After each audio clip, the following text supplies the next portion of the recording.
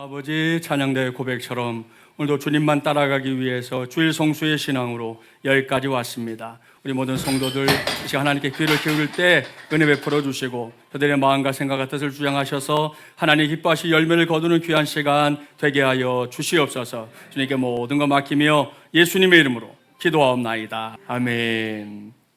서로 축복하겠습니다. 잘 조율된 신앙의 주인공이 됩시다. 한 번 더 축복할까요? 야긴과 보아스 두 기둥으로 교회를 세웁시다.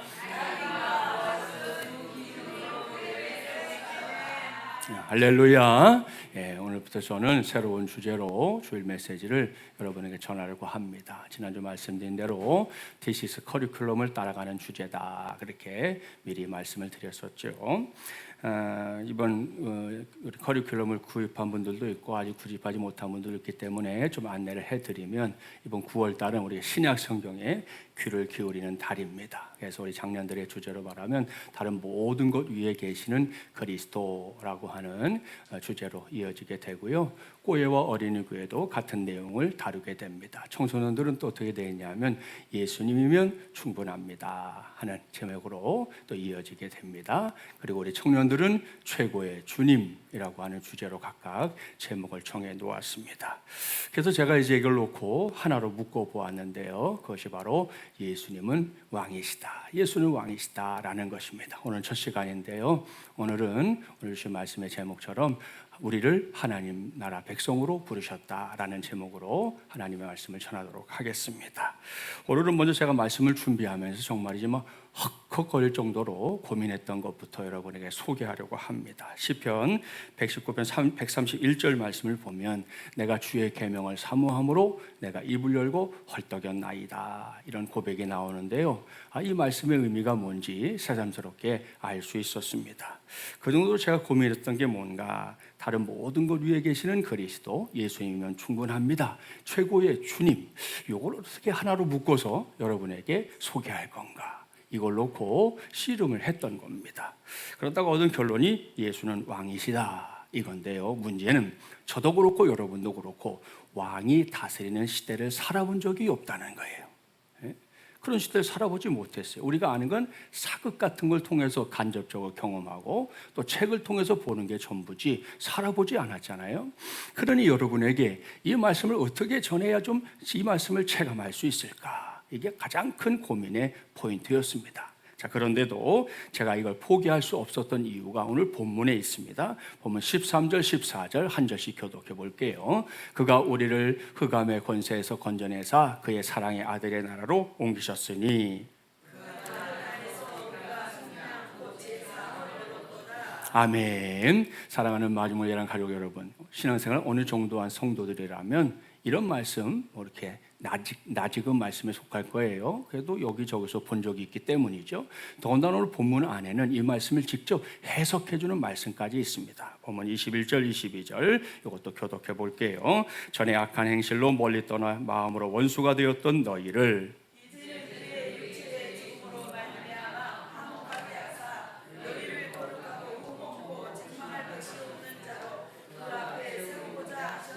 아멘. 자, 우리가 하나님을 아버지로 예수님을 구세주로 믿고 알기 이전의 상태가 뭡니까?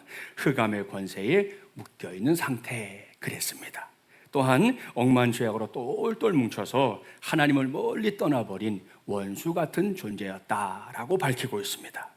자, 그러니 이건 교회에 와서 우리가 자주 듣는 구원이라고 하는 단어와는 멀어도 너무 멀리 떨어져 있는 존재 아닙니까? 콕 집에서 말하면 뭐예요? 죄인이라고 하는 건데요.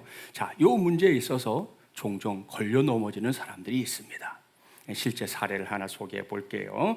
교회와 그리스도인을 비우는 어떤 한 사람이 이웃에 있는 한 목사님에게 이야기를 한 거예요. 목사님, 교회에서는 늘 죄의 짐이 무겁다고 그러고 목사님도 설교하실 때 죄의 짐을 내려놓아야 된다, 이렇게 말씀을 하곤 하는데 도대체 그 죄의 짐의 무게가 어느 정도나 됩니까?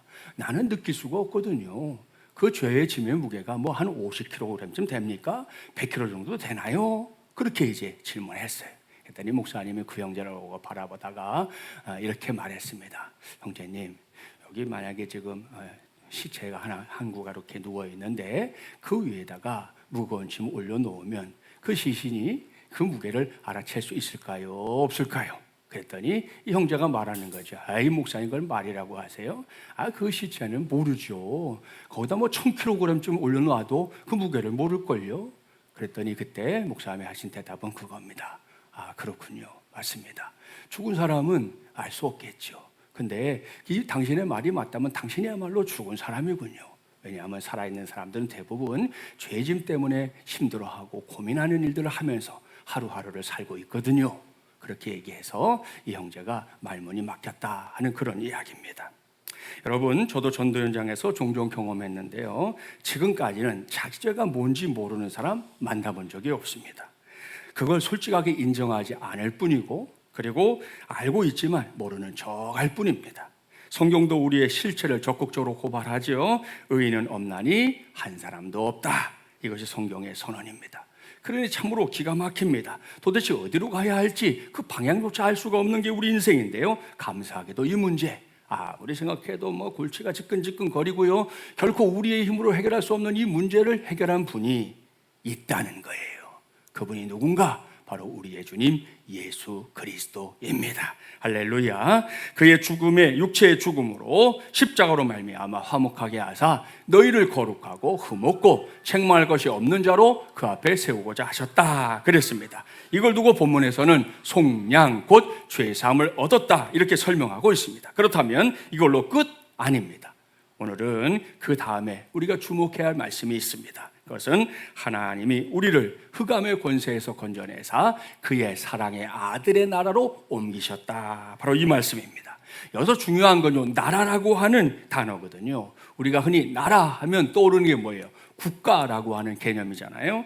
자, 이 국가를 사전으로 보면 일정한 영토와 거기에 사는 사람들로 구성되고 주권에 의해서 하나의 통치 조직을 이루고 있는 사회 집단, 이렇게 정의해 놓았어요. 자, 그래서 영어에서는 네이션 혹은 country 혹은 state라고 하는 단어로 국가를 설명합니다. 이게 우리가 흔히 생각하고 있는 국가거든요. 자, 그렇다면 그의 사랑의 아들의 나라로 옮기셨다 하는 이 말씀에 나오는 나라도 그런 나라인가? 아닙니다. 우리말 번역에서는 똑같이 나라라고 번역이 되어 있지만 영어 성경에 가보면 이 나라가 어떤 나라냐? kingdom이라고 하는 단어를 쓰고 있어요. 무슨 의미인지 아시죠? 왕국을 가리킵니다. 왕국. 그렇죠? 자, 나라는 나라인데 오늘날처럼 뭐 대통령이나 총리가 다스리는 그런 정도의 나라가 아니고 왕이 있어서 왕이 직접 통치하는 나라, 그게 왕국, 킹덤이거든요. 자, 이것은 신약의 언어인 헬라어 성경에서도 그대로 확인이 됩니다. 왕국을 가리키는 바실레이아라고 하는 헬라어가 이 단어에 사용되고 있는 걸 볼 수 있습니다. 우리가 흔히 하나님 나라 그러잖아요. 그것도 테스 바실레야, 투 데우, 하나님의 나라도 하나님이 다스리는 왕국, 이런 의미라는 것을 알 수 있습니다. 자, 이 정도 되면 제가 오늘 말씀을 준비하면서 고민 끝에 예수는 왕이시다 이렇게 정한 이유 이제는 알 수 있지요. 쭉 말씀드린 대로 그건 김진철 목사 개인의 생각에 의해서 정한 게 아닙니다. 성경이 명백하게 말씀하고 있는 바입니다.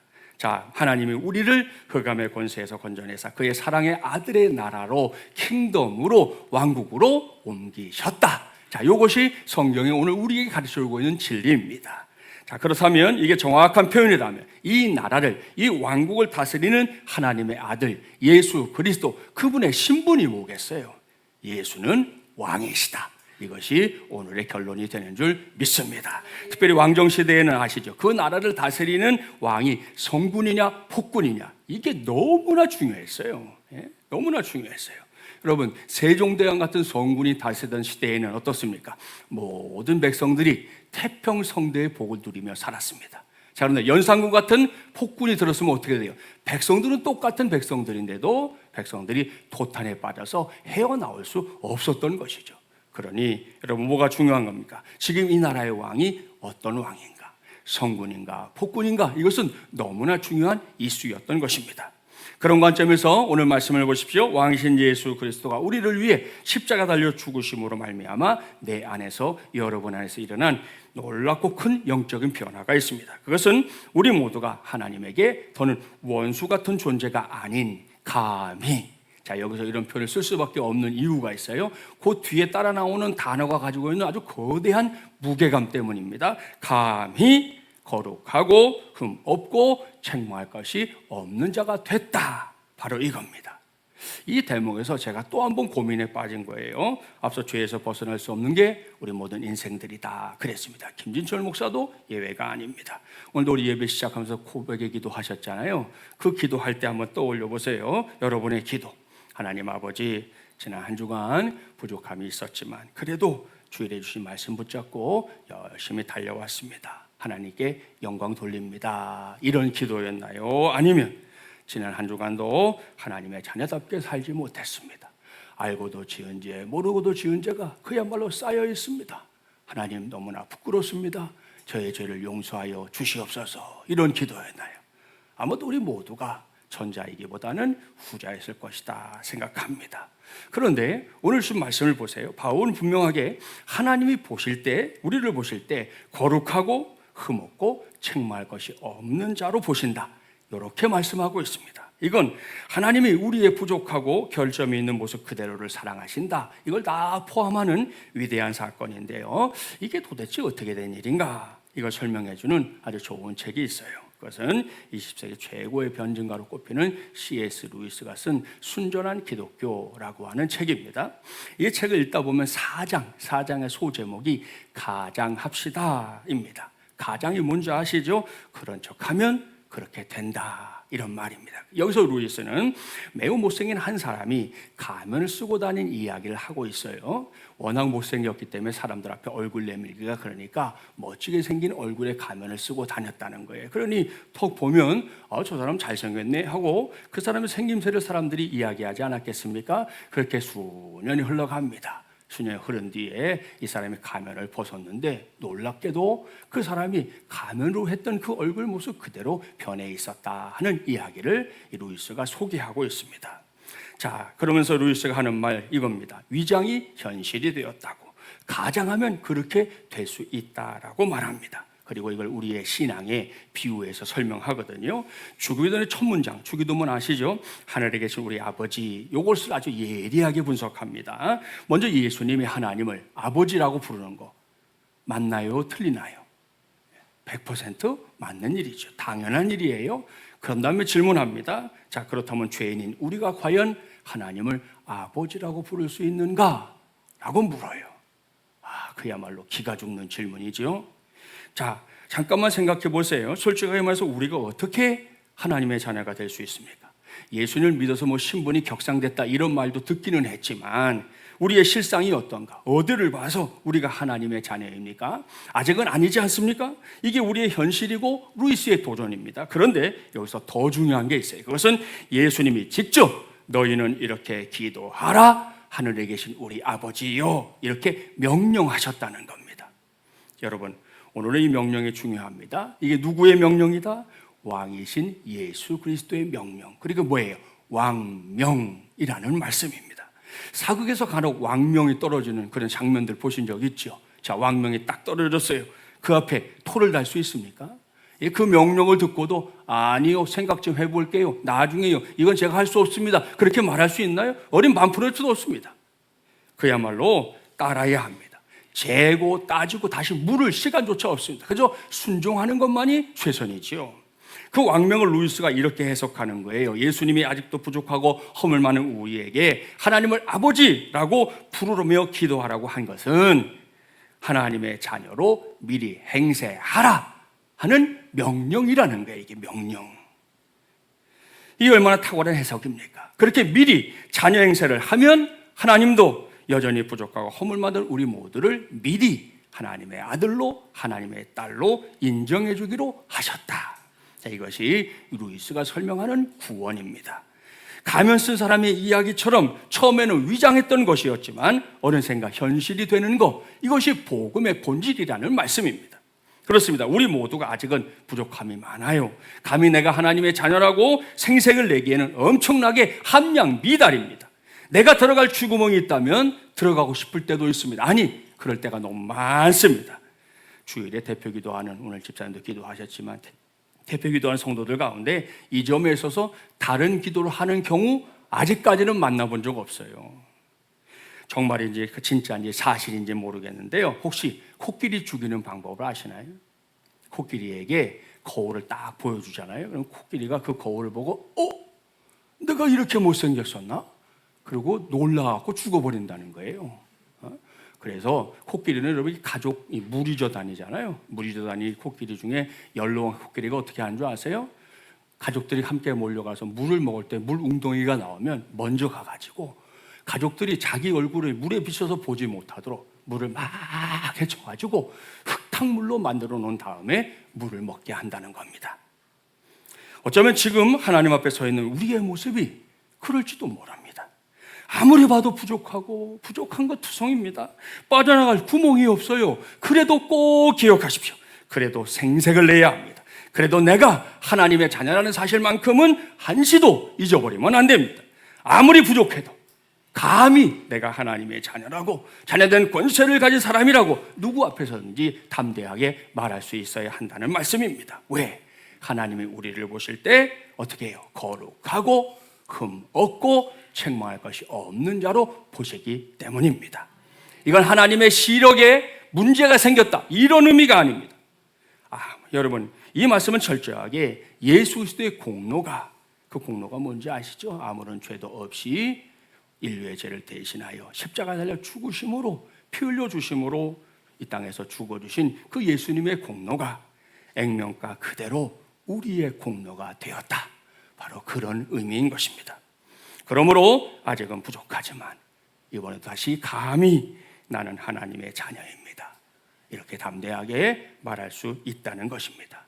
나뿐만 아니에요. 지금 여러분 옆에 앉아있는 성도도 마찬가지예요. 여러분의 눈에 그분이 어떻게 보일지 모르겠지만 성경은 분명하게 말씀합니다. 그 사람도 우리 예수님께서 기꺼이 피 흘려주신 하나님의 자녀, 하나님의 자녀된 권세로 살아가는 사람이라고 말씀하고 있으니 여러분, 내 옆에 있는 성도를 제발 그런 눈으로, 그런 믿음의 눈으로 바라보시고 섬겨주고 사랑해주는 우리 마지못이란 가족들이 되기를 주님의 이름으로 축복합니다. 자, 이런 일은 우리의 뇌에서도 일어나거든요. 요즘 사는 게 정말로 넉넉하지 않은데 그래도 억지로라도 기뻐하고 억지로라도 웃어야 합니다. 왜? 우리의 뇌가 그게 진짜 기쁨인지 가짜 기쁨인지 잘 모른다는 거 들어봤죠? 그래서 우리가 진짜 기뻐하고 웃을 때 우리의 몸에서 나오는 좋은 호르몬이 가짜로 기뻐하고 가짜로 웃어도 그대로 분비된다는 거예요. 그러니 여러분, 할 수 있으면 더 건강을 위해서라도 억지 웃음이라도 짓고, 아직 별로 기쁜 거 없지만 그래도 주님 나는 기쁩니다, 오늘도 하루 하나님 은혜 가운데 살았습니다, 그렇게 선포하며 살라는 거예요. 얼마나 귀한 일입니까? 물론 진짜 변화되면 그건 좋은 일입니다. 그래서 종국에는 저와 여러분 모두가 정말로 성경에 말씀하는 것처럼 완전히 변화되는 시점이 찾아오게 될 것입니다. 자, 그런데 처음부터 진짜 변화가 가능한 건 아니에요. 이건 누구나 마찬가지입니다. 아담과 하와가 죄를 지은 이후부터 사람은 다 그렇게 생겨 먹었어요. 그렇기 때문에 첫 단계는 변화된 듯이 행동하라, 여기서부터 시작하는 것이라는 말씀이에요. 자, 여기서 오늘 제가 정한 설교 제목을 봐주세요. 예수는 왕이시다 1. 우리를 하나님 나라 백성으로 부르셨다, 이거 말입니다. 이제는 이 제목 하나하나에 담긴 의미를 다 아실 수 있지요. 예수는 왕이시다, 이건 제가 하는 얘기가 아니고 오늘 본문이 증언하는 예수님의 확실한 정체성이고요. 우리 모두는 아직 형편없는 게 맞긴 하지만 그래도 십자가의 보혈로 인해 하나님 나라의 백성, 하나님 왕국의 백성이 된 줄 믿습니다. 그러니 9월 한 달을 살아가면서, 그리고 여러분이 속한 가정에서 어떤 분들은 가족들이 다 준비가 안 됐으니까 혼자 예배를 하든, 혹은 가족들이 가능해서 함께 모여 가정 예배를 하든 반드시 기억하세요. 예수님은 나의 왕이십니다. 예수님은 당신의 왕이십니다. 또한 예수님은 우리 모두의 왕이신 줄 믿습니다. 자, 여기서 주보를 한번 펼쳐보세요. 3세대 주일학교 코너가 신설됐다 그랬죠? 다음 주부터는 여러분이 펜도 가지고 와서 쓸 게 있으면 쓰셔도 돼요. 왜냐하면 이따 오후에 우리 모일 때 요걸 가지고 모일 거기 때문에 거기에 1번, 2번, 3번이 있어요. 그죠? 자, 그 중에서 제가 지금까지 말씀드린 건 사실 3번을 먼저 말씀드린 거예요. 다른 정리된 게 있거든요. 거기다 좀 쓰시면 되고, 그걸 전제하고 이제 1번과 2번을 볼 건데, 거길 보면 오늘 주신 말씀이 더 잘 이해될 겁니다. 1번과 2번은 하나님 왕국의 백성으로 부름받은 저와 여러분이 어떤 삶을 살아야 하는가, 그것을 말해주고 있기 때문입니다. 자, 1번 여러분 읽어볼까요? 시작. 예, 잘 읽었습니다. 그 다음에 나오는 괄호를 보니까 본문 9절부터 14절 되어 있는데 그 중에서 9절부터 12절까지만 교독해 보겠습니다. 9절 제가 읽습니다. 이로써 우리도 듣던 날부터 너희를 위하여 기도하기를 그치지 아니하고 구하노니 너희로 하여금 모든 신령한 지혜와 총명의 하나님의 뜻을 아는 것으로 채우게 하시고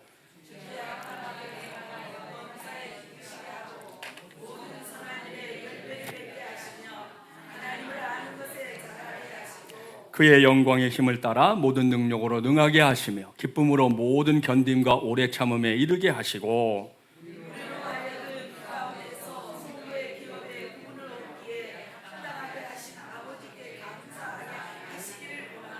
아멘, 할렐루야. 사랑하는 여러분, 여기서 우리가 먼저 주목해야 할 말씀은 10절 앞에 있는 주께 합당하게 행하여입니다. 여기서 행하여라고 번역된 헬라어가 페리파테오라고 하는 단어인데요, 이게 어떤 의미인가 잘 들어보세요. 특정한 방식으로 살거나 행동하다, 혹은 앞서 제가 가장합시다도 말씀드렸잖아요. 그것처럼 누군가의 발걸음대로 걷다.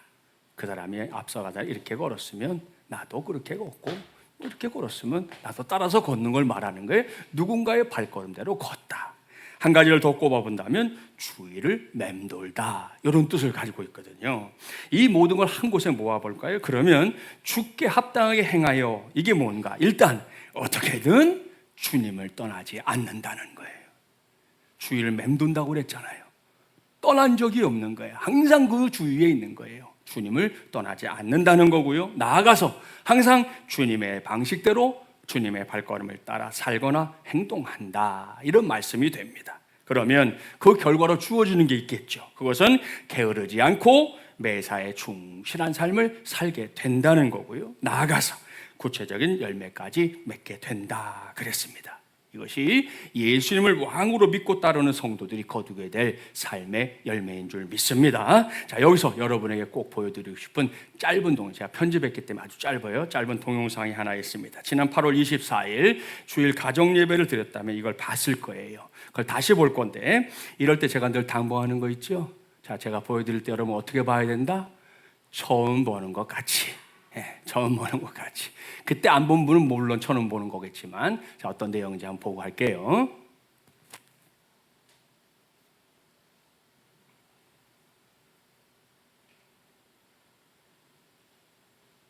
똘똘해서 영어를 금방 익힌 김점동은 로제타 선교사가 우리나라에 들어왔을 때 메리 스크랜턴의 소개로 로제타의 영어를 통역하고 보조하는 일을 맡았습니다. 그래서 이때부터 어린 김 에스더는 로제타의 통역을 도우며 로제타의 의료 선교를 따라다녔죠. 로제타가 늘 수술할 때면 김점동을 옆에다가 두었는데 화상을 입고 피부가 다 벗겨진 소녀를 고치는 모습이었습니다. 그런데 피부를 이식할 피부가 모자르자 로제타는 자기의 피부를 떼어서 그녀에게 붙여주었습니다. 그 모습을 보면서 어떻게 저렇게 자기를 헌신할 수 있을까 하는 감동을 갖게 되었습니다. 그리고 또 하나의 사건은 언청이로 입술이 갈라져서 얼굴이 보기 흉한 아이가 부모와 함께 보고여관을 찾아왔습니다. 그런데 로제타 이 선교사는 그 아이를 보고서 수술을 하면 다시 정상으로 예뻐질 테니까 걱정하지 말아라, 그렇게 얘기를 했습니다. 이 말을 통역해 주던 김점동은 속으로 너무 놀랐습니다. 그런데 신기하게도 수술이 끝나고 며칠 뒤에 붕대를 풀어보니까 그 아이의 얼굴이 정상으로 돌아왔습니다. 그 아이와 그 부모와 그리고 로제타와 에스더는 감격하여 울었습니다. 어린 소녀 김점동, 김에스더는 나도 커서 의사가 돼야 되겠다 하고 다짐을 하게 되어집니다. 네, 잘 보셨죠? 저는 개인적으로 선교사님들을 늘 존경하는 눈으로 바라보기를 힘쓰는 목사입니다. 우리 교회와 지금 연결된 선교사님들도 뭐 말할 것도 없고요. 자, 그런데 지금 소개해드린 것처럼 그 지금의 선교사님들도 훨씬 더 퍽퍽한 시절에 전 세계 곳곳에서 터져서 사역했던 선교사님들의 삶을 들여다보고 있으면 정말이 뭐 눈물 없이 볼 수 없는 그런 일들이 얼마나 많은지 모릅니다. 방금 봤던 동영상에 나오는 이 로제타 홀 선교사님을 보세요. 화상으로 손의 피부가 다 벗겨진 조선의 소녀를 위해 선교사님이 뭘 했다고요? 환자에게 이식할 피부가 부족해 보이니까 수술하다 말고요, 조금도 주저하지 않고 자기 피부를 떼내서 그 아이의 부족한 피부의 부분을 다시 메꿔가지고 수술을 해줬다는 거 아닙니까? 놀라운 일이죠. 예? 그런가 하면 예전에 우리나라에 참 많았던 언청이, 의학용어로 말하면 구순열 환자를 수술해서 예쁜 얼굴을 되찾게 해준 그 일이 우리나라 최초의 여의사입니다. 아까 이분이 여의사, 이 박에스더, 그 당시 김에스더인데 결혼하면서 이제 서양식으로 남편이 박씨였거든요. 그래서 박에스더라고 하는 이름으로 지금 우리 역사에 남아 있는 우리나라 한국 최초의 여자 의사입니다. 의사가 됐던 이 여인이 태어나게 된 순간이 바로 그 두 사건을 통해서 이어지게 됐다라는 걸 보여주는 겁니다. 자, 보십시오. 왕이신 주님께 합당하게 행한다. 페리파테오는 그저 그렇게 하루하루를 사는 걸 말하는 게 아닙니다. 내가 먼저 왕이신 예수 그리스도의 발자취를 따라 사는 거지요. 그러다 보면 누군가 나의 발자취에서 뭘 발견하겠어요? 내가 왕으로 섬기는 그 예수님을 발견하게 되고요, 자기도 그 길을 따라 살겠다고 나서게 되는 일이 이어지는 거. 그러니 여러분, 이것이 얼마나 놀랍고 위대한 역사의 선순 아닙니까? 요즘 세상이 힘들고 어렵다 보니 나는 뭘 해도 안 돼, 이런 패배감에 사로잡힌 사람들이 많습니다. 특별히 요즘 젊은 친구들이 걱정이에요. 최근에 발표된 한국 청년 우울증 10년 만에 3배 증가라는 리서치 결과가 있었습니다.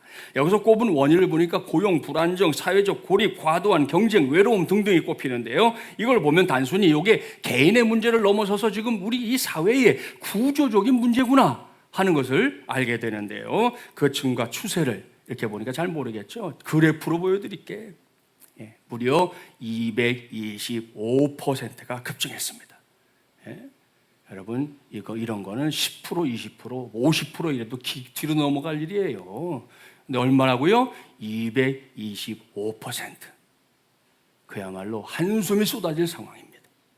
이런 때이기에 더더욱 이 땅에 필요한 사람들은 왕이신 예수 그리스도의 부르심으로 하나님 왕국의 백성된 사람들, 바로 성도들입니다. 그들이 먼저 왕이신 예수 그리스도의 발자취를 따라 살아야 되겠죠? 이걸 생각해 보면 이런 일이 제일 먼저 일어나야 할 곳이 어디입니까? 바로 우리의 가정이에요. 옳습니다. 가정에서 조부모와 부모가 먼저 왕국의 백성답게 살아야 합니다. 그래야 할 때 우리의 자녀손들이, 아, 인생은 저렇게 사는 거로구나, 우리 아버지 어머니가, 우리 할아버지 할머니가 저런 결정을 하는 것은 하나님 때문이구나 하는 것을 그들도 배우고 익혀서 결국은 그와 같은 삶을 따라 살게 되지 않겠습니까? 여러분의 자녀들에게 부지런한 사람이 되라, 근면한 사람이 되라, 그런 거 가르치려고 하지 말고 여러분 자신이 하나님의 나라 백성답게, 왕국의 백성답게 살라는 겁니다. 그러면 우리의 자녀손들이 그 삶을 이어받게 될 줄 믿습니다. 이와 같은 은혜가 우리 교회 속한 모든 가정들 안에서 왕성하게 일어나기를 주님의 이름으로 축복합니다. 자, 이번엔 우리 질문 2번을 다 같이 읽어보겠습니다. 시작. 네, 잘 읽으셨어요. 이번에는 골로새서 1장 15절부터 20절이죠. 한 절씩 교독해 볼게요. 그는 보이지 아니하는 하나님의 형상이시요 모든 피조물보다 먼저 나신 이시니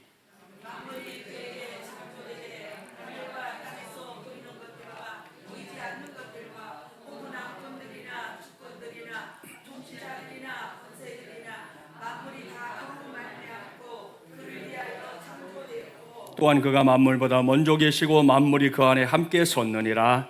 그는 몸이 교회의 머리시라. 그가 근본이시요 죽은 자들 가운데서 먼저 나신 이시니 이는 친히 만물의 으뜸이 되려 하시며 아버지께서는 모든 충만으로 예수 안에 거하게 하시고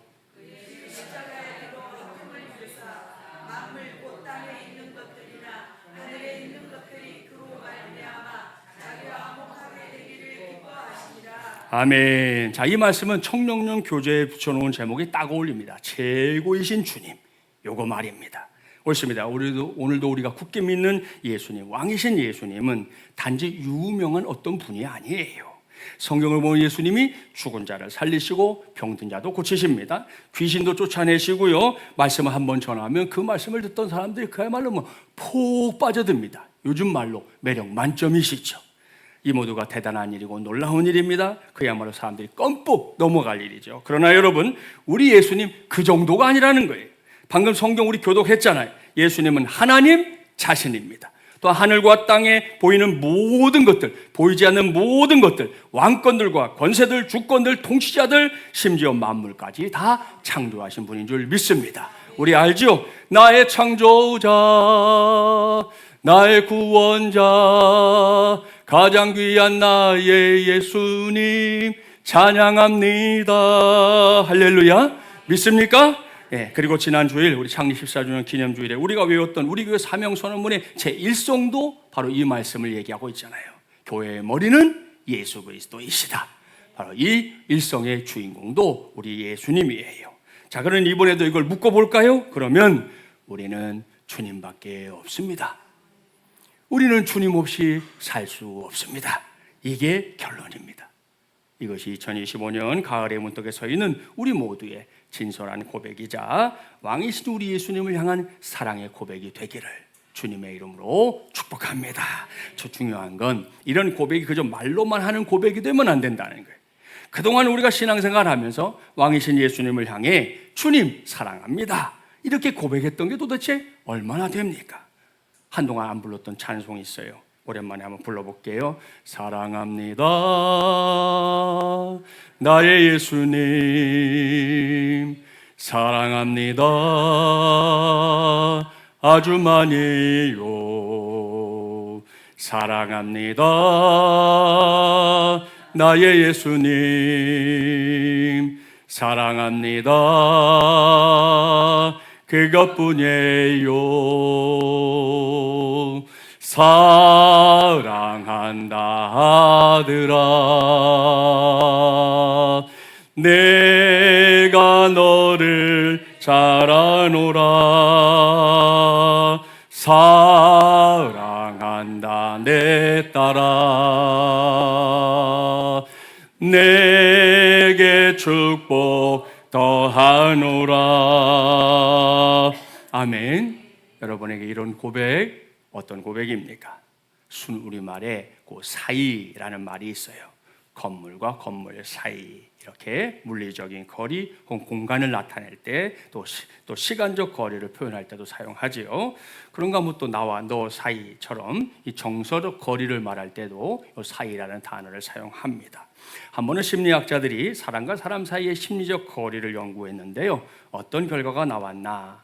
이게 사무적 관계를 맺는 사람과의 거리는 120cm, 그리고 친밀한 사람과의 거리는 15cm가 적당하다는 결론이 나왔어요. 무슨 말이에요?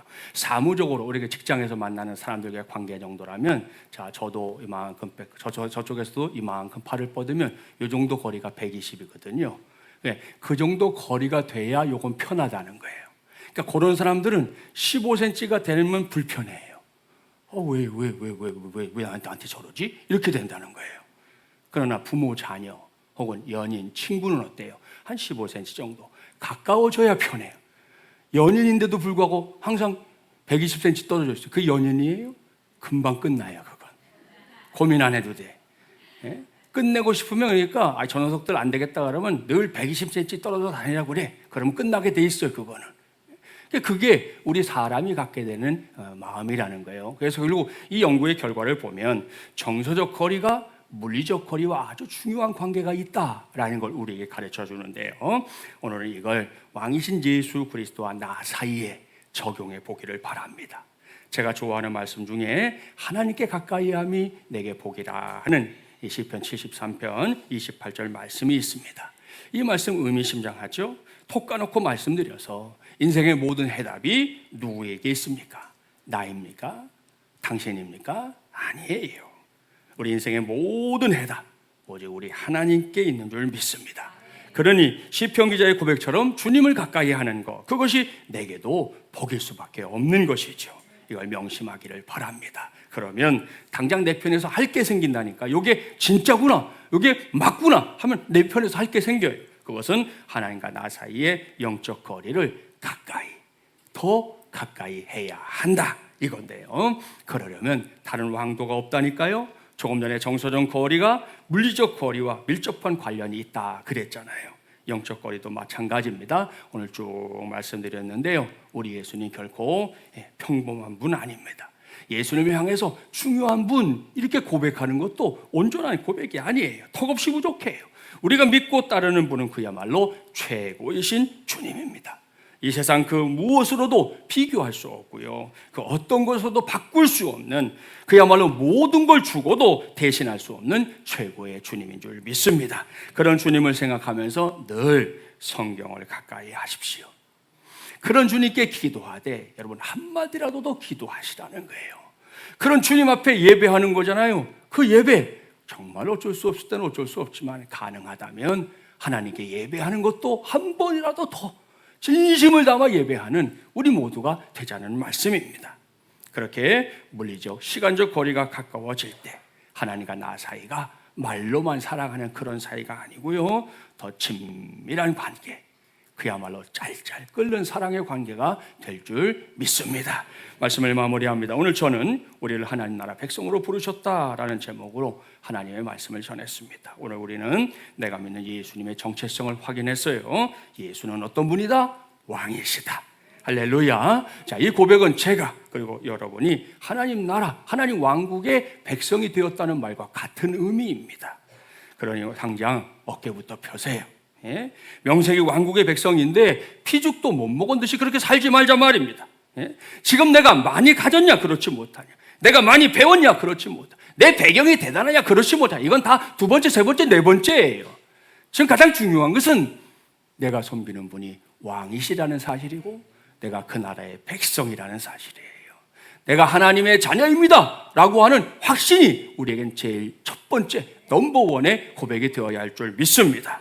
그것만 확실하면 우리의 삶은 반드시 충실하고 열매 맺는 삶이 될 줄 믿습니다.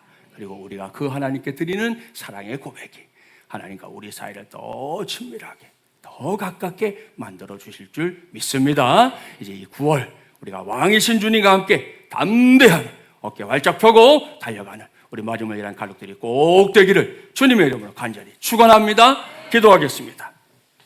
전능하시고 자비로우신 하나님 아버지, 오늘부터 우리에게 주신 말씀의 주제 그대로 예수님은 우리의 왕이십니다. 우리가 이 고백을 분명히 부여잡고 이번 9월달 내내 달려갈 수 있도록 은혜를 베풀어 주시옵소서. 하나님 아버지, 예수님이 우리의 왕이라고 하는 것은 우리 모두가 하나님 나라 왕국의 백성이 되었다는 사실입니다. 말씀 당부한 것처럼 우리 성도들 당장 어깨부터 펴게 하여 주시옵소서.